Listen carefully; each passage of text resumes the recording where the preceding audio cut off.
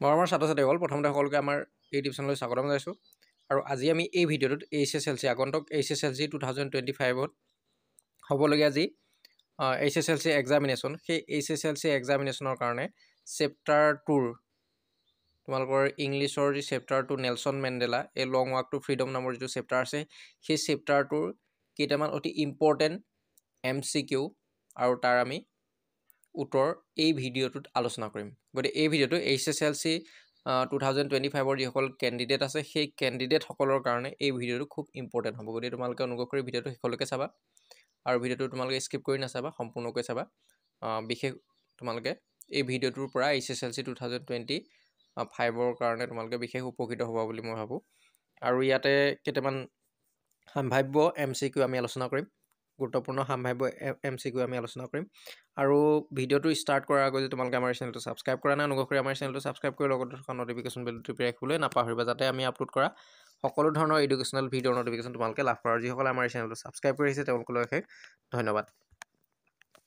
গতিকে ইয়াতে প্ৰথম যিটো MCQ কুৱেশ্যন আছে আমি সেই MCQটো চাওঁ। The chapter Nelson Mandela is derived from, মানে নেলছন মেণ্ডেলা নামৰ যিটো চেপ্টাৰ আছে, তোমালোকৰ যিটো নেলছন মেণ্ডেলা নামৰ চেপ্টাৰ আছে ইংৰাজীৰ, সেই চেপ্টাৰটো ক'ৰ পৰা অনা হৈছে সেইটো সুধিছে। The autobiography of Nelson Mandela, Nelson মেণ্ডেলাৰ আত্মজীৱনীৰ পৰা লোৱা হৈছে।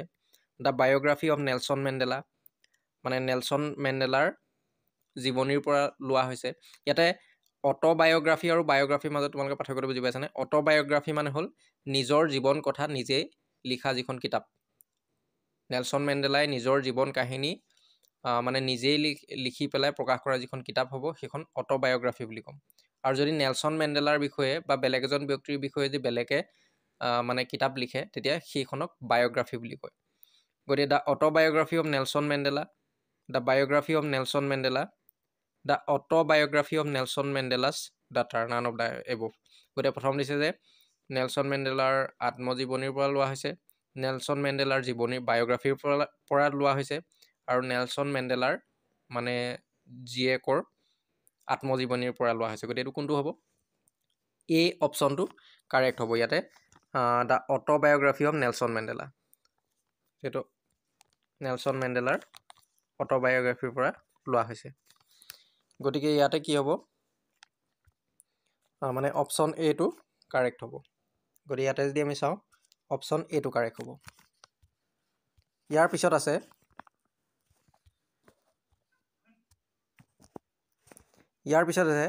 What is the name of the autobiography of Nelson Mandela. ইয়াৰ পিছত আছে নেলছন মেণ্ডেলাৰ যিখন অট'বায়'গ্ৰাফি আছে অৰ্থাৎ আত্মজীৱনী আছে, সেই আত্মজীৱনীখনৰ নাম কি আছিলে? 1 নম্বৰ অপশ্যন আছে নেলছন মেণ্ডেলা, নেলছন মেণ্ডেলা বুলিয়ে আছিলে, মেণ্ডেলা বুলি আছিলে, a long walk to freedom, fight for freedom. গতিকে কোনটো হ'ব? আমি ইয়াতে গম পাইছোঁ যে a long walk to freedom, যিটো চি অপশ্যন দিয়া আছে সেই চি অপশ্যনটো কাৰেক্ট হ'ব। যিটো a long walk to freedom নামৰ যিখন অট'বায়'গ্ৰাফি আছে, এই লং ৱাক টু ফ্ৰীডম নামৰ যিখন অট'বায়'গ্ৰাফি আছে সেই অট'বায়'গ্ৰাফিৰ পৰা কি কৰা হৈছে, মানে এই পাঠটো লোৱা হৈছিলে আৰু সেই অট'বায়'গ্ৰাফিখনৰ নাম হ'ল এই লং ৱাক টু ফ্ৰীডম। আৰু কোনখন অট'বায়'গ্ৰাফিৰ পৰা এই পাঠটো লোৱা হৈছিলে? এই লং ৱাক টু ফ্ৰীডম। ইয়াৰ পিছত আছে how many years did Nelson Mandela spend in prison. আৰু নেলছন মেণ্ডেলা মানে কিমান বছৰ জেলত আছিলে বা কাৰাগাৰত আছিলে, কিমান বছৰ পাৰ কৰিছিলে তেওঁ কাৰাগাৰত, যিহেতু তেওঁ ছাউথ আফ্ৰিকাত এনে এটা ব্যৱস্থা আছিলে, এপাৰ্থাইড ব্যৱস্থা আছিলে। এপাৰ্থাইড ব্যৱস্থা মানে কি? তেওঁলোকৰ যি মানে জাতি বা স্কিনৰ কালাৰৰ ওপৰত ভিত্তি কৰি তেওঁলোকক বিভেদ কৰা হৈছিলে, ভাগ কৰা হৈছিলে, আৰু তেওঁলোকৰ যি পলিটিকেল মানে যিটো ৰাজনৈতিক তেওঁলোকৰ ক্ষমতা তেওঁলোকৰ পৰা কাঢ়ি অনা হৈছিলে, বা অন্যান্য যিখিনি ফ্ৰীডম, সেই বেছিক মানে ফ্ৰীডমখিনিও বেছিক যিখিনি স্বাধীনতা সেই স্বাধীনতাখিনিও তেওঁলোকৰ পৰা কাঢ়ি লোৱা হৈছিলে। গতিকে তাৰ কাৰণে সেইখিনি আকৌ মানে পুনৰ ঘূৰাই আনিবৰ কাৰণে নেলছন মেণ্ডেলাই তেওঁ যুঁজিছিলে। গতিকে সেই যুঁজোতে তেওঁক কি কৰিছিলে, যিখিনি হোৱাইট স্কিন পিপুল আছিলে ছাউথ আফ্ৰিকাৰ দুটা মানে স্কিনৰ কালাৰৰ লোক আছে, হ'ল মানে বগা মানুহ আৰু ক'লা মানুহ। গতিকে বগা মানুহখিনিয়ে ক'লা মানুহখিনিক বহুত ডমিনেট কৰি ৰাখিছিলে আৰু সেই ডমিনেশ্যনটো তেওঁলোকৰ আঁতৰাবৰ কাৰণে নেলছন মেণ্ডেলাৰ দৰে কিছুমান লোকে মানে অশেষ মানে কষ্ট কৰি তেওঁলোকে আগৰ সেই মানে যি ব্যৱস্থা সেই ব্যৱস্থাটো তেওঁলোকে উঠাই পেলাইছিলে। গতিকে তেনে ক্ষেত্ৰত তেওঁ জেলতো যাবলগীয়া হৈছিলে। গতিকে সেই তেওঁ জেলত গৈছিলে যে কিমান বছৰ জেলত তেওঁ পাৰ কৰিবলগীয়া হৈছিলে। গতিকে ইয়াতে যিটো অপশ্যন কেইটা আছে 30 বছৰ, 40 বছৰ, 50 বছৰ এণ্ড 20 ইয়াৰ্ছ। গতিকে এইটো কিমান হ'ব? অপশ্যন এইটো কাৰেক্ট হ'ব 30 ইয়াৰ্ছ। সেইটো মনত ৰাখিবা, নেলছন মেণ্ডেলা 30 বছৰ কাৰাবাস খাটিবলগীয়া হৈছিলে। ইয়াৰ পিছত আছে the political system that separate people according to their race is cold.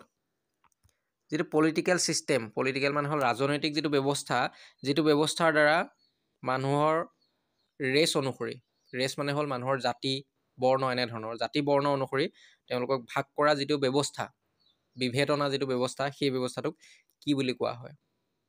মানে যেনেধৰণে মানে কি কৰা হৈছিলে চাউথ আফ্ৰিকাত, যেনেধৰণে হোৱাইট স্কিন পিপুলসকলে অৰ্থাৎ বগা কালাৰৰ যিসকল লোক আছিলে, সেই বগা কালাৰৰ লোকসকলে ক'লা কালাৰৰ যিখিনি লোক আছিলে সেই লোকসকলক ভাগ কৰি ৰাখিছিলে, মানে তেওঁলোকৰ পৰা পৃথক বুলি তেওঁলোকে আঁতৰাই ৰাখিছিলে।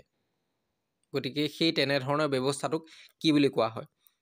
অপশ্যন এ দিয়া আছে এপাৰথাইড বুলি কোৱা হয়, ৰিলিজিয়াছ ছেগ্ৰিগেশ্যন বুলি কোৱা হয়, ছেপাৰেশ্যন বুলি কোৱা হয়, নান অফ দ্য এবভ। গতিকে এইটো জানো যে এই ব্যৱস্থাটো কি বুলি কোৱা হয়? এপাৰথাইড বুলি কোৱা হয়। গতিকে অপশ্যন যিটো এ আছে, এই অপশ্যনটো ইয়াৰ কাৰেক্ট হ'ব। গতিকে এই অপশ্যনটো কাৰেক্ট হ'ব। ইয়াৰ পিছত আছে apartheid is a political system, apartheid is a political system that separates people according to their days. ইয়াত দিছে যে একেটা প্ৰশ্ন, মানে উল্টা পুল্টাকৈ দিয়া নিচিনা হৈছে ইয়াতে। Apartheid is a political system, apartheid এটা হ'ল ৰাজনৈতিক ব্যৱস্থা that separates people according to their days, আৰু যিটোৱে মানে লোকসকলক বা মানে লোকসকলক, পিপুলক তেওঁলোকৰ কিহৰ ওপৰত ভিত্তি কৰি ভাগ কৰে বা বিভেদ আনে, সেইটো দিছে। জেণ্ডাৰৰ ওপৰত, অৰ্থাৎ লিংগৰ ওপৰত, মানে পুলিংগ স্ত্ৰীলিংগ এনেধৰণে বিভেদ কৰে, নে ৰিলিজনৰ ওপৰত বিভেদ কৰে, ৰিলিজন মানে হ'ল ধৰ্ম, ধৰ্মৰ ওপৰত ভিত্তি কৰি তেওঁলোকক বিভেদ কৰে এপাৰথাইড ব্যৱস্থাটোৱে, বা ৰেচ জাতিৰ ওপৰত ভিত্তি কৰি তেওঁলোকক ভাগ কৰা হয়। গতিকে এইটো এপাৰথাইডটো কি আমি জানো যে ৰেচ অনুসৰি, তেওঁলোকৰ জাতি অনুসৰি, জাতি বৰ্ণ অনুসৰি তেওঁলোকক এপাৰথাইড ব্যৱস্থাটোৱে তেওঁলোকক মানে ভাগ কৰে, ছেপাৰেট কৰে। গতিকে এইটো কি হ'ব? Apartheid is a political system that separates people according to their race. গতিকে ইয়াতে কি হ'ব? চি অপশ্যনটো কাৰেক্ট হ'ব। ইয়াতে বুজি পাইছানে? ইয়াতে চি অপশ্যনটো কাৰেক্ট হ'ব। Apartheid is a political system that separates people according to their race. Apartheid এটা এনেধৰণৰ ৰাজনৈতিক ব্যৱস্থা যিটোৰ দ্বাৰা লোকসকলক তেওঁলোকৰ জাতি বা বৰ্ণ অনুসৰি তেওঁলোকক ভাগ কৰা হয়। ইয়াৰ পিছত আছে the full name of the Mandela is. গতিকে ফুল নেমটো, মেণ্ডেলাৰ ফুল নেমটো কি আছিলে? ইয়াতে আছে Nelson Mandela, Nelson Rolihlahla Mandela, Nelson R Mandela, গতিকে নান অফ দ্য এবভ। গতিকে ইয়াতে কি হ'ব? অপশ্যন বিটো যিটো দিয়া আছে সেইটো হ'ব এটা নেলছন মেণ্ডেলাৰ যিটো ফুল নেম। গতিকে নেলছন মেণ্ডেলাৰ ফুল নেমটো তোমালোকে মনত ৰাখিবা। ইয়াৰ পিছত আছে first democratic elections were held in South Africa in the year. আৰু চাউথ আফ্ৰিকাৰ প্ৰথম যিটো ডেম'ক্ৰেটিক যিবিলাক ইলেকশ্যনছ, ডেম'ক্ৰেটিক মানে হ'ল মানে গণতান্ত্ৰিক যিবিলাক ইলেকশ্যন হৈছিলে, প্ৰথম গণতান্ত্ৰিক ইলেকশ্যন চাউথ আফ্ৰিকাত কেতিয়া হৈছিলে সেইটো সুধিছে। মানে চনকেইটা দিয়া আছে, 1995 হৈছিলে, আৰু এইটো মানে চেপ্টাৰটোৰ আৰম্ভণিতে দিয়া আছে। চেপ্টাৰটো তোমালোকে আৰম্ভণিতে এইটো পাবা, তাতে দিয়া আছে। তোমালোকে চেপ্টাৰটোৰ আৰম্ভণিতে যিখিনি পঢ়িবলৈ দিয়া থাকে সেইখিনি যদি তোমালোকে পঢ়ি চোৱা তাতে পাবা, তাতে এই চনটো পাবা। গতিকে ইয়াতে কি হ'ব? 1994 আছিলে। First democratic election were held in South Africa in the year 1994। মানে তাৰ আগতে গণতন্ত্ৰ চলা নাছিলে, গণতান্ত্ৰিক যিটো শাসন ব্যৱস্থা সেই শাসন ব্যৱস্থাটো চলা নাছিলে। গতিকে গণতান্ত্ৰিক যি ইলেকশ্যন সেই ইলেকশ্যন প্ৰথম চাউথ আফ্ৰিকাত কেতিয়া হৈছিলে? 1994 অনুষ্ঠিত কৰা হৈছিলে। ইয়াৰ পিছত আছে Nelson Mandela Nelson Mandela becomes South Africa's days black president. ইয়াৰ আগতে মানে বগা হোৱাইট স্কিন পিপুলবিলাকে মানে তাত ৰাজত্ব কৰি আছিলে, তেওঁলোকৰ শাসন ব্যৱস্থা আছিলে। যিহেতু ক'লা লোকসকলক ডাৰ্ক স্কিন যিবিলাক পিপুল আছিলে চাউথ আফ্ৰিকাৰ, সেই ডাৰ্ক স্কিন পিপুলবিলাকক তেওঁলোকে কি কৰিছিলে, দবাই ৰাখিছিলে, ডমিনেট কৰি ৰাখিছিলে। গতিকে প্ৰথম যি চাউথ আফ্ৰিকাৰ প্ৰথম যি মানে ক'লা ৰঙৰ বা ব্লেক কালাৰৰ যি প্ৰেছিডেণ্ট আছিলে, সেই প্ৰথম প্ৰেছিডেণ্ট হ'ল নেলছন মেণ্ডেলা। গতিকে নেলছন মেণ্ডেলাই প্ৰথম প্ৰেছিডেণ্ট তাৰ আগতে আছিলে, কিন্তু হোৱাইট স্কিন পিপুলৰ প্ৰেছিডেণ্ট আছিলে, কিন্তু ডাৰ্ক স্কিন পিপুলৰ প্ৰেছিডেণ্ট হ'ল প্ৰথম নেলছন মেণ্ডেলা। গতিকে Nelson Mandela became South Africa's first black president. গতিকে প্ৰথম ব্লেক প্ৰেছিডেণ্ট হৈছিলে তেওঁ। গতিকে এইটো কি হ'ব, ফাৰ্ষ্ট অপশ্যন, সেইটো কাৰেক্ট হ'ব। গতিকে Nelson Mandela became South Africa's first black president, তেওঁ প্ৰথম ব্লেক প্ৰেছিডেণ্ট আছিলে। ডেছ মে পাঠটোৰ আৰম্ভণি মানে এটা দিয়া আছিলে যে তাতে দিয়া আছিলে this May dawn was bright and clear. গতিকে এইটো কোন মে' মাহৰ কোন তাৰিখটো দিয়া আছিলে, গতিকে মে' মাহৰ কোন তাৰিখৰ মে' মাহৰ মানে কোন তাৰিখটো মানে বা কোনটো তাৰিখৰ ডন মানে হ'ল ৰাতিপুৱাৰ আগৰ অৱস্থা, দুকমুকালি, ৰাতিপুৱা আগৰ অৱস্থা, যিটো অৱস্থা হয় মানে বেলি ওলোৱাৰ অলপ আগত, যিটো দুকমুকালি অৱস্থা, আমি দুকমুকালি বুলি কওঁ, অসমীয়াত দুকমুকালি বুলি কোৱা হয়। গতিকে সেই দুকমুকালি অৱস্থাটো কি আছিলে, ব্ৰাইট এণ্ড ক্লিয়াৰ আছিলে, উজ্জ্বল আৰু স্পষ্ট আছিলে। কোন তাৰিখত আছিলে সেইটো ডেটটো সুধিছে ইয়াত। প্ৰথম দিয়া আছে 10 মে', তাৰপিছত দিয়া আছে 11 মে', 10 মাৰ্চ, আৰু এইটো আমি জানো যে 10 মে' মাহৰ 10 তাৰিখৰ যিটো দুকমুকালি ৰাতিপুৱা অৱস্থাটো আছিলে, সেই অৱস্থাটো কি আছিলে, উজ্জ্বল আৰু স্পষ্ট আছিলে বুলি কৈছিলে। সেইদিনাখনিয়ে মানে এই ইনাগুৰেশ্যনটো হৈছিলে। গতিকে ইয়াৰ পিছত আছে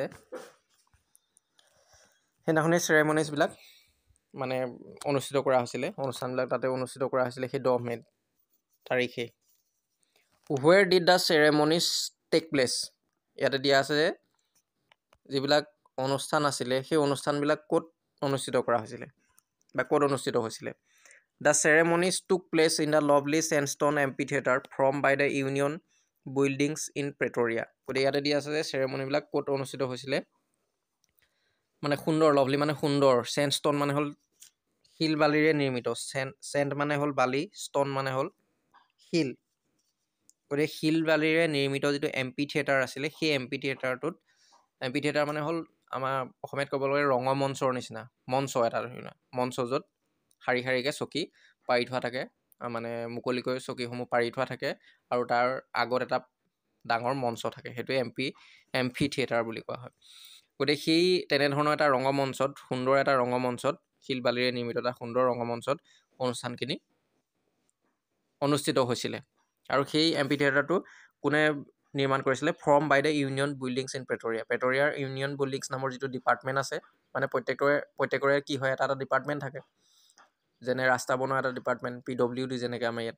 গতিকে তেনেধৰণৰ প্ৰেটৰিয়াৰ মানে চাউথ আফ্ৰিকাৰ প্ৰেটৰিয়াৰ নামৰ যিখন ঠাই আছে, সেই ইউনিয়ন বিল্ডিংছ নামৰ যিটো মানে সংস্থা আছে বা ডিপাৰ্টমেণ্ট আছে, সেই ডিপাৰ্টমেণ্টটোৱে সেই এম্পি থিয়েটাৰটো নিৰ্মাণ কৰিছিলে, আৰু সেই এম্পি থিয়েটাৰটোতে চেৰেমনিবিলাক হৈছিলে, সেইটো প্ৰথম দিয়া আছে।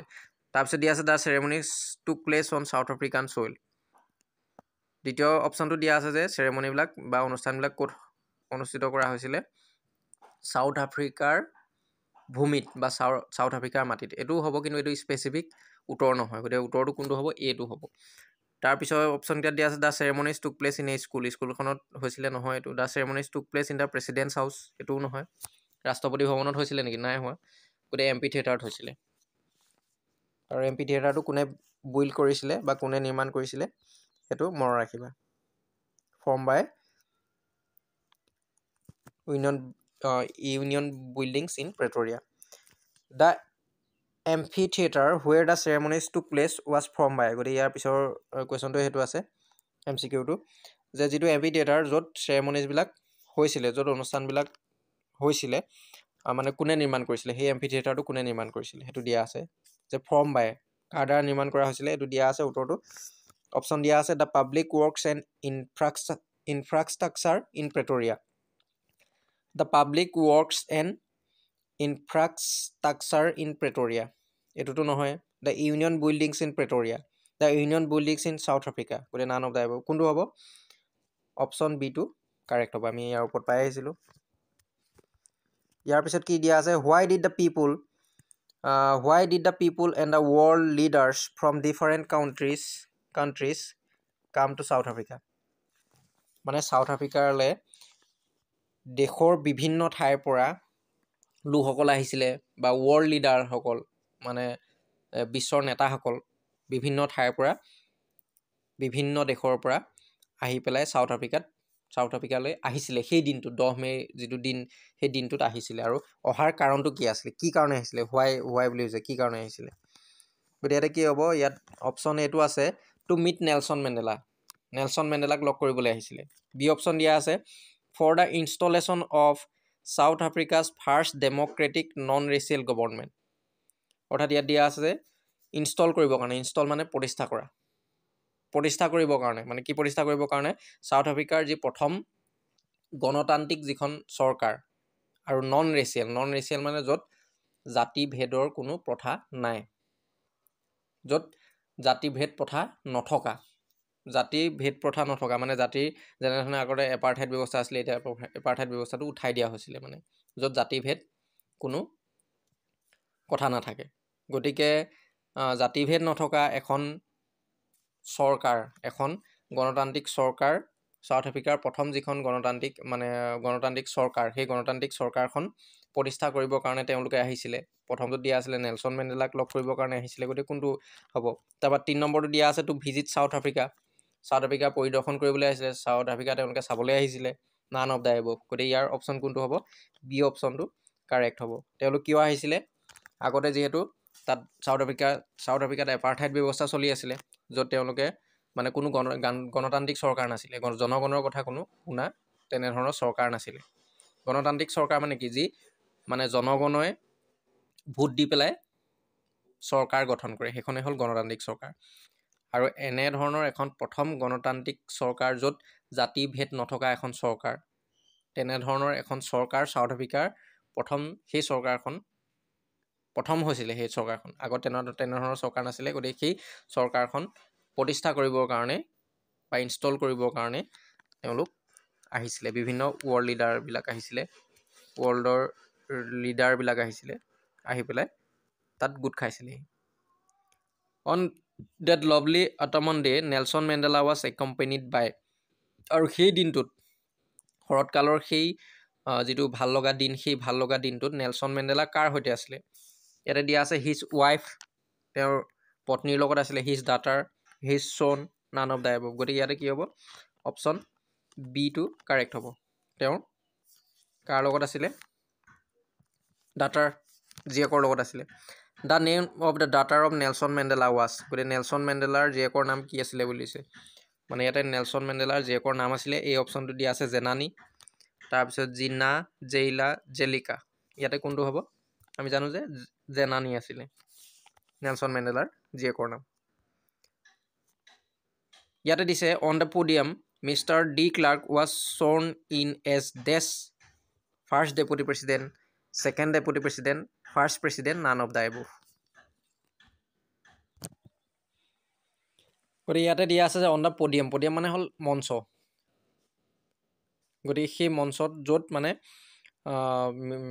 শপত গ্ৰহণ কৰা হৈছিলে গতিকে সেই শপত গ্ৰহণ কৰা যিটো মঞ্চ সেই মঞ্চটোত মিষ্টাৰ ডি ক্লাৰ্কে কি হিচাপে শপত গ্ৰহণ কৰিছিলে মানে কেনেধৰণে তেওঁ শপত গ্ৰহণ কৰিছিলে প্ৰথম উপৰাষ্ট্ৰপতি হিচাপে ছেকেণ্ডত দিয়া আছে দ্বিতীয় উপৰাষ্ট্ৰপতি হিচাপে তাৰপিছত দিয়া আছে চি অপশ্যনটো মানে প্ৰথম ৰাষ্ট্ৰপতি হিচাপে ডি অপশ্যনটো দিয়া আছে একো নহয় গতিকে ইয়াতে কি হ'ব মনত ৰাখিবা ডি ক্লাৰ্কে ছেকেণ্ড ডেপুটি প্ৰেছিডেণ্ট হিচাপে তেওঁ ইয়াতে অপশ্যন যিটো বি অপশ্যনটো কাৰেক্ট হ'ব গতিকে মিষ্টাৰ ডি ক্লাৰ্কে দ্বিতীয় উপৰাষ্ট্ৰপতি হিচাপে শপত গ্ৰহণ কৰিছিল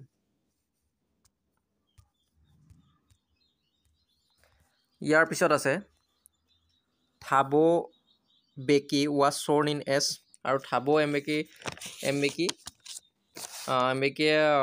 প্ৰথম অপশ্যনটো দিয়া আছে, প্ৰথম ডেপুটি প্ৰেছিডেণ্ট হিচাপে তেওঁ শপত গ্ৰহণ কৰিছিলে। তাৰপিছত ছেকেণ্ড ডেপুটি প্ৰেছিডেণ্ট হিচাপে শপত গ্ৰহণ কৰিছিলে, ফাৰ্ষ্ট প্ৰেছিডেণ্ট হিচাপে শপত গ্ৰহণ কৰিছিলে। গতিকে এইটো কোনটো এনচাৰ হ'ব? ফাৰ্ষ্ট ডেপুটি প্ৰেছিডেণ্ট হিচাপে। থাবো এম্বেকি আছিলে ফাৰ্ষ্ট ডেপুটি প্ৰেছিডেণ্ট। তেওঁ প্ৰথম উপ ৰাষ্ট্ৰপতি হিচাপে তেওঁ শপত গ্ৰহণ কৰিছিল। এইকেইটা মনত ৰাখিবা। ইয়াৰ পিছত আছে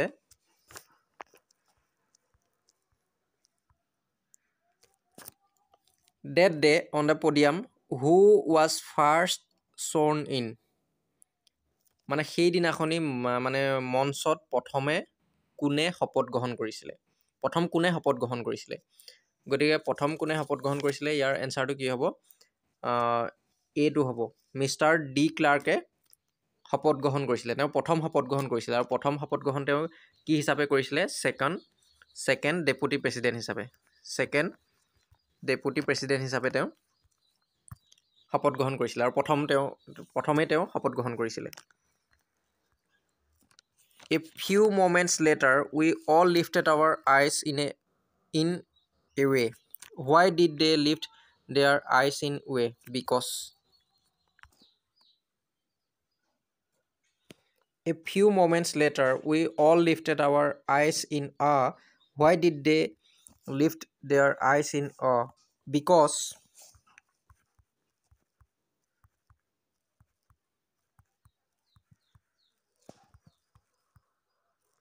গতিকে ইয়াতে দিয়া আছে যে কিছু মানে খন্তেক মুহূৰ্তৰ পিছতে আমি সকলোৱে আচৰিত হৈ পেলাই আমাৰ চকুযোৰ ওপৰলৈ তুলিছিলোঁ, মানে ওপৰলৈ চাইছিলোঁ।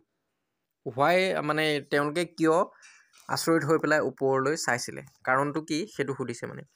বিকজ দে গট ফ্ৰীডম, যিহেতু তেওঁলোকে অপশ্যন এ দিয়া আছে, তেওঁলোকে স্বাধীনতা লাভ কৰিছিলে। Because South African jets and helicopters and troop carriers roared in perfect formation over the Union Buildings. যিহেতু কাৰণটো হ'ল মানে চাউথ আফ্ৰিকাৰ যিবিলাক জেটছ আছিলে, হেলিকপ্টাৰ আছিল, সকলোবিলাক মানে ইউনিয়ন বিল্ডিংছৰ ওপৰেদি গৰ্জন মাৰি এটা পাৰফেক্ট ফৰ্মেশ্যনত উৰি গৈছিলে। গতিকে এইটোৱে কাৰণটো আছিলে, সেইকাৰণে তেওঁলোকে ওপৰলৈ চকু তুলি চাইছিলে। পিছৰকেইটা অপশ্যনটো নহ'ব, গতিকে এইটো অপশ্যনেই কাৰেক্ট হ'ব। ইয়াৰ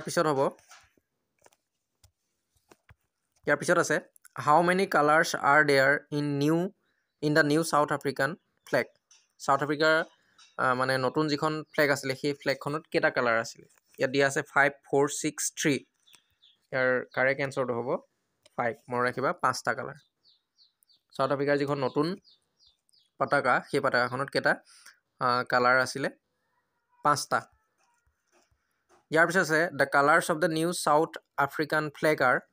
চাউথ আফ্ৰিকাৰ যিখন নতুন ফ্লেগ আছিলে, সেই ফ্লেগখনৰ কালাৰ কেইটা কি আছিলে সেইটো সুধিছে। ব্লেক প্ৰথম দিয়া আছে, black, red, green, orange and gold. প্ৰথম অপশ্যনটো কাৰেক্ট নহ'ব, যিহেতু অৰেঞ্জটো নাই। তাৰপিছত আছে black, red, green, blue and gold. গতিকে ইয়াতে বি অপশ্যনটো কাৰেক্ট হ'ব। ব্লেক আছিলে, ৰেড আছিলে, গ্ৰীণ আছিলে, ব্লু আছিলে এণ্ড গ'ল্ড আছিলে। চি অপশ্যনটো কাৰেক্ট নহ'ব, যিহেতু ইয়াত 4টাহে আছে, 4টা নাছিলে। ডি অপশ্যনটোতো কাৰেক্ট নহ'ব, গতিকে অপশ্যন কাৰেক্ট হ'ব বি অপশ্যনটো। The national anthem of the white skin people of South Africa was.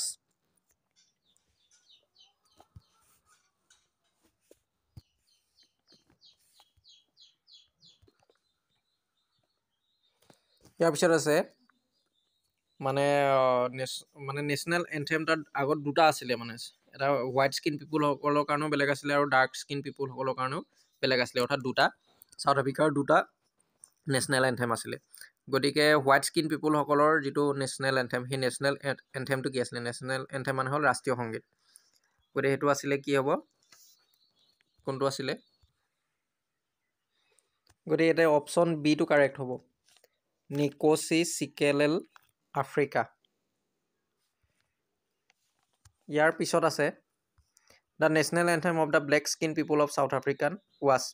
অৰ্থাৎ চাউথ আফ্ৰিকাৰ যিসকল ব্লেক পিপুল আছিলে, সেই ব্লেক পিপুলসকলৰ নেশ্যনেল এন্থেমটো কি আছিলে? ডাইচ টিম আছিলে। গতিকে অপশ্যন এইটো কাৰেক্ট হ'ব। ইয়াৰ পিছত কি আছে, the old anthem of the Republic of South Africa was, মানে চাউথ আফ্ৰিকাৰ যিটো পুৰণা যিটো এন্থেম আছিলে, পুৰণা যিটো মানে ৰাষ্ট্ৰীয় সংগীত আছিলে, সেই পুৰণা ৰাষ্ট্ৰীয় সংগীতটো কি আছিলে? গতিকে পুৰণা ৰাষ্ট্ৰীয় সংগীতটো ডাই ষ্টিম আছিলে, মনত ৰাখিবা, ডাই ষ্টিম, যিটো ব্লেক পিপুলসকলৰ আছিলে, সেইটো পুৰণা আছিলে, পুৰণা নেশ্যনেল এন্থেম অফ চাউথ আফ্ৰিকাৰ আছিলে। On the day of the inauguration Nelson Mandela was overwhelmed with a sense of geography, history, economics, none of the above. গতিকে কোনটো হ'ব? ইয়াৰ যিটো কাৰেক্ট এনচাৰ, সেই কাৰেক্ট এনচাৰটো হ'ব হিষ্ট্ৰী। ইয়াৰ কাৰেক্ট এনচাৰটো কি হ'ব? হিষ্ট্ৰী হ'ব। গতিকে অপশ্যন বিটো ইয়াৰ কাৰেক্ট এনচাৰ হ'ব। গতিকে অন দ্য ডে অফ ইনাগুৰেশ্যন, মানে ইনাগুৰেশ্যনৰ দিনাখনি, ইনাগুৰেশ্যন মানে হ'ল উদ্বোধনী দিনাখনি Nelson Mandela was overwhelmed with a sense of history. গতিকে ইয়াতে যিটো overwhelmed with a sense of history, গতিকে ইয়াৰ অৰ্থ, গতিকে overwhelmed with a sense of history, ইয়াৰ অৰ্থটো হ'ল যে feel deeply emotional, remembering and understanding all the past events that have led up to the moment. মানে ইয়াৰ অৰ্থ হ'ল, মানে overwhelmed with a sense of history মানে অৰ্থ হ'ল যে feel deeply emotional, খুব বেছি ইম'চনেল হোৱা, গভীৰভাৱে মানে ইম'চনেল হোৱা, আগৰ যিখিনি পাষ্টত ঘটি অহা ঘটনা, সেই ঘটনাখিনি কথা মনত পেলাই অতি ইম'চনেল হোৱা, অতি আৱেগিক হৈ পৰা, আৱেগিক মানে দুখ লগা, আৱেগিক হৈ পৰা, যিখিনি পিছত ঘটি আহিলে, আগৰ যিখিনি মানে ঘটনা যিখিনি ঘটি আহিলে, সেই ঘটি অহা ঘটনাখিনি এই মুহূৰ্তত মনত পেলাই তেওঁ নেলছন মেণ্ডেলাই মানে আৱেগিক হৈ পৰিছিলে, যে তেওঁ আগত যিখিনি কৰিছিলে দেশৰ কাৰণে, বা তেওঁ তাত যি ঘটনা ঘটি আহিছিলে, পাষ্টত যিখিনি ঘটনা ঘটি আহিছিলে, সেই ঘটনাখিনি মানে এতিয়া সেই ইনাগুৰেশ্যনৰ দিনাখনি তেওঁৰ মনলৈ আহিছিলে, আৰু সেই কথাখিনিয়ে তেওঁক আৱেগিক কৰি তুলিছিলে। গতিকে এইটো হ'ব হিষ্ট্ৰী। অতীতৰ যিখিনি ঘটি অহা ঘটনা, সেই ঘটনাখিনিয়ে তেওঁক মনত পেলাই আৱেগিক কৰি তুলিছিলে। ইয়াৰ পিছত কি আছে? ইয়াৰ পিছতো আছে South Africa is rich in days and days. গতিকে চাউথ আফ্ৰিকা কিহত ধনী সেইটো সুধিছে, মিনাৰেলছ এণ্ড জেমছ। গতিকে আমি জানো যে মিনাৰেলছ এণ্ড জেমছত চাউথ আফ্ৰিকা ধনী। গতিকে এইটো হ'ব South Africa is rich in minerals and gems. According to Mandela the greatest wealth of his country is, মানে মেণ্ডেলাৰ মতে তেওঁৰ দেশৰ আটাইতকৈ যিটো মহান সম্পদ, আটাইতকৈ মূল্যৱান সম্পদ, সেই মূল্যৱান সম্পদটো কি নেলছন মেণ্ডেলাৰ মতে? গতিকে ইটছ পিপুল মানে ইয়াৰ লোকসকল, মানে তেওঁৰ দেশৰ লোকসকল, তেওঁৰ মতে আটাইতকৈ গ্ৰেটেষ্ট ৱেল্থ, মহান বা আটাইতকৈ মূল্যৱান সম্পদ। বি অপশ্যনটো আছে তেওঁলোকৰ চ'ল্ডাৰ্ছবিলাক। চি অপশ্যনটো আছে minerals and James, naan of the above. গতিকে এইটো কি হ'ব? অপশ্যন এইটো কাৰেক্ট হ'ব। যদিও চাউথ আফ্ৰিকাখন মিনাৰেলছ এণ্ড জেমছত, খনিজ সম্পদত যদিও চাউথ আফ্ৰিকাখন চহকী, তথাপিও নেলছন মেণ্ডেলাই তেওঁৰ দেশখনৰ আটাইতকৈ যিটো মূল্যৱান সম্পদ, সেই মূল্যৱান সম্পদটো কাৰ কথা কৈছে? তেওঁলোকৰ যি লোক আছে, চাউথ আফ্ৰিকাৰ যিসকল লোক আছে, সেই লোকসকলকহে তেওঁ আটাইতকৈ গ্ৰেটেষ্ট ৱেল্থ বুলি তেওঁ মেনশ্যন কৰিছে। ইয়াৰ পিছত আছে according to Mandela in life every man has dues obligation. Nelson মেণ্ডেলাৰ মতে প্ৰত্যেকৰে জীৱনত ডেছটাকৈ অব্লিগেশ্যন থাকে। অব্লিগেশ্যনছ মানে হ'ল মানে কৰ্তব্য বা কৰিবলগীয়া, এনেধৰণৰ বাধ্যবাধকতা, কৰিবলগীয়া। গতিকে এইটো কি হ'ব? আমি পাইছিলোঁ যে টুইন অব্লিগেশ্যন আছিলে, প্ৰত্যেকৰে জীৱনত দুটাকৈ কৰ্তব্য থাকে, আৰু সেই কৰ্তব্যকেইটা কি সেইকেইটা মনত ৰাখিবা। When did the hunger for Nelson Mandela's own freedom become the greater hunger for the freedom of his people? মানে ইয়াতে দিছে যে, ইয়াতে এইটো যদি আমি শ্বৰ্টকৈ চাওঁ, বা যদি আমি থুলমূলকৈ বুজিবলৈ চাওঁ এই বাক্যশাৰী মানে কি কৈছে, মানে নেলছন মেণ্ডেলাই প্ৰথমতে যিখিনি তেওঁৰ যিখিনি স্বাধীনতা, সেই স্বাধীনতাখিনি তেওঁৰ আত্মকেন্দ্ৰিক আছিলে। মানে তেওঁ নিজক লৈ পেলাই তেওঁ সেই স্বাধীনতাখিনি প্ৰথম অৱস্থাত বিচাৰিছিলে।